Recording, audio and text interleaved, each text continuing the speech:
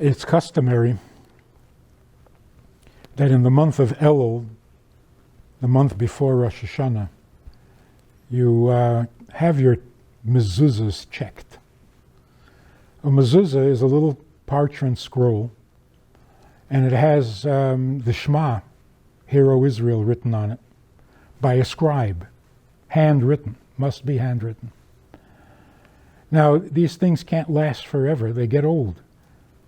The ink can crack. It can fade. It can jump off the parchment. So it's a good idea to have your mezuzahs checked. A good time for that is pre-Rosh Hashanah. Like somebody said, send your mezuzahs in for a checkup, and then you won't have to go in for a checkup yourself. But let's take a look at this mitzvah. There are so many details in the writing of a mezuzah. Somebody calculated there are over 1,000 laws, requirements, to make a mezuzah kosher. Obviously, every letter has its requirements. It must be formed and shaped exactly, precisely to the standards. The aleph has to be an aleph, the beis has to be a beis, and so on. So how they are formed, how they're written, over 1,000 laws to make a mezuzah kosher. What exactly is the mitzvah of mezuzah? You place a mezuzah on the right side of every door in your house. Some people have a mezuzah just on their front door, but it has to be on every door, every passageway, every doorway needs a mezuzah. Because when you go from room to room, you want to be aware that God is present everywhere. The mezuzah reminds you that this is a Jewish home, this is a Jewish kitchen, this is a Jewish dining room, a Jewish den, etc., etc.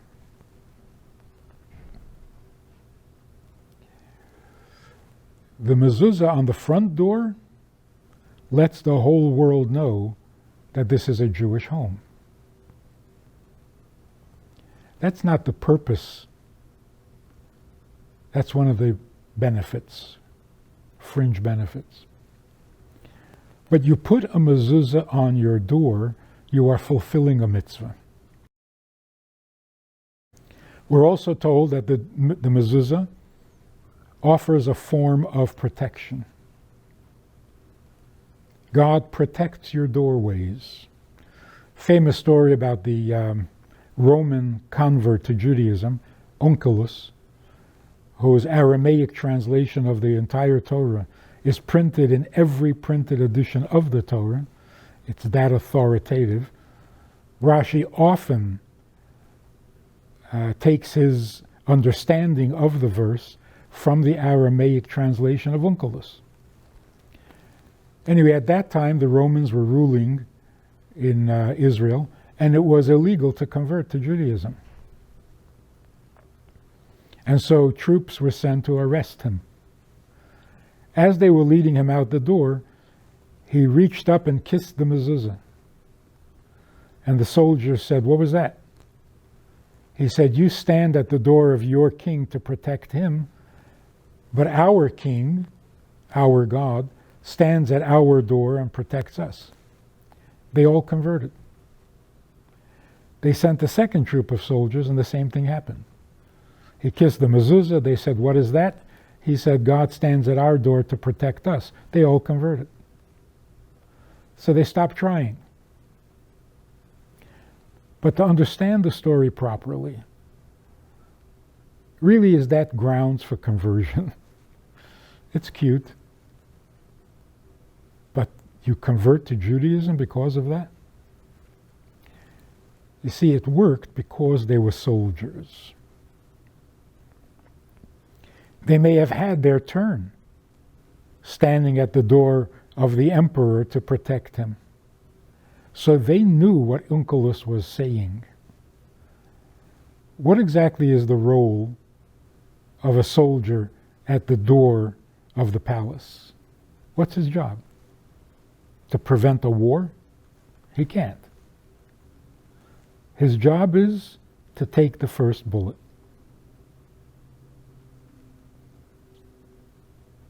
When Onkelos said, "You stand at the door of your king to protect him," means you're willing to take a bullet for your emperor. Our God stands at our door to protect us. He's willing to take a bullet for us. Now, there were many gods that were worshipped in Rome, but they had never heard of this concept that God is there for you and will take a bullet for you. It completely reformed their thinking. They were converted, not necessarily to Judaism, but to an entirely new concept of God Himself. God protects us when we put a mezuzah up on the door. His presence, made visible by the mezuzah, is a protection. Again, that is not why we put a mezuzah on the door. The reason we put a mezuzah on the door is because God commanded it. You shall write these words on your arm and on your head, those are the tefillin, and on the doorposts of your home, that's the mezuzah. And what does it say in the mezuzah? That there's only one God, and that He is lovable. So why do we put a mezuzah on the door? Because we are here to serve Him. And if that's what He requires, then that's what we do. That's a mitzvah. Which means that as much as we appreciate the content, the meaning, the wisdom, the benefits of a mitzvah, we never do it for those reasons. We do it because He asked. And in any relationship, that should be the final deciding factor. You do for your friend, you do for your spouse, you do for your parents, you do for your children. Not because it'll benefit you, but because they need it, they ask for it. It serves their need. Very quick example, very good example. A boy comes to a yeshiva overseas. He arrives on the first day, he goes into the office and says to the dean of the yeshiva, "I need to call my mother. Which phone can I use?" The dean says, "You need to call your mother." He says, yeah, I need to call my mother. And the dean says again, "You need to call your mother." He was a perceptive boy, and he got it. He got the message. Does he need to call his mother? A teenage boy? Probably not. What he's really saying is, my mother needs me to call her, so which phone can I use? There's a huge difference. I need to call my mother is not impressive. My mother needs me to call her, so I'm going to call. That's impressive. That's noble. There's something good about that. I need? Okay. But more than that, I need to call my mother isn't even true. You don't. What is true is your mother needs to hear from you. So don't plagiarize. Don't take your mother's need and call it your own. Be clear. You're going to call your mother because she needs it, not because you need it. We do a mitzvah not because we need it. We do a mitzvah because the commander who asked us to do the mitzvah obviously needs it. Will there be benefits? Yes, if you call your mother, you'll have benefits. She'll send you more money. She'll even send you cookies. But it's her need, not yours. And when you do what she needs, now you've become a mensch. Now you've transcended yourself, which is the first sign of maturity. So that little exchange between the student and the dean was really life-changing. The boy came back a different person, just from that conversation. And that's how we grow up. We go from I need to I am needed.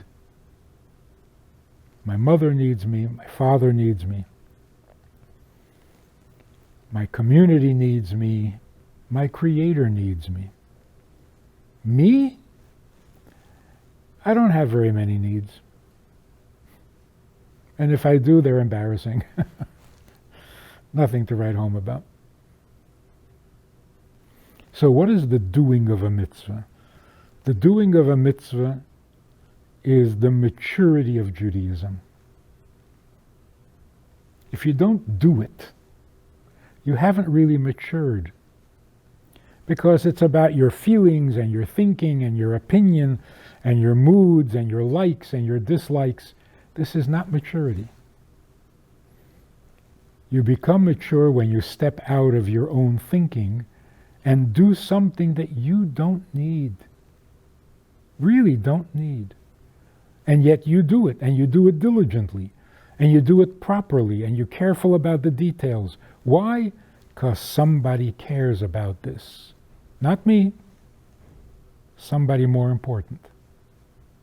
Somebody other than me. That's the power of the doing of the mitzvah. The benefits? Yeah, there are many. It's satisfying in many ways, intellectually, emotionally, socially. But the doing, that's the maturity. Shalom Aleichem. How are you? You know, I do a lot of talking, a lot of Zooming, many classes, many subjects. But that's all formal stuff. Hopefully good stuff, but formal. We also have a Wednesday night meeting that's more informal and kind of Hamish.